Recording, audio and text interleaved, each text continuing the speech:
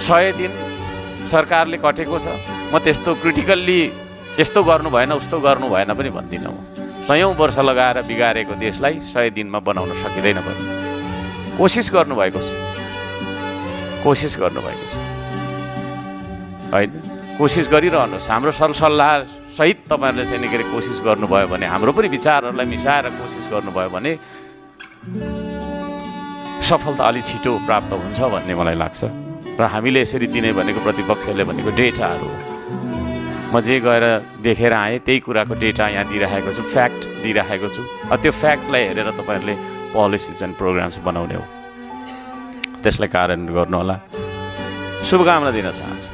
सुकुम्बासी अव्यवस्थित बसोबासीको कतिको चाहिँ के अरे घर भत्काइएको छ होइन, पुनर्वासको व्यवस्था होस्।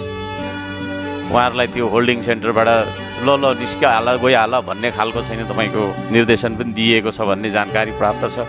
त्यसो पनि नहोस्। नेपाली नागरिकलाई नेपाल सरकारले माया नगरेर विदेशको सरकारले माया गर्ने कुरो हुँदैन।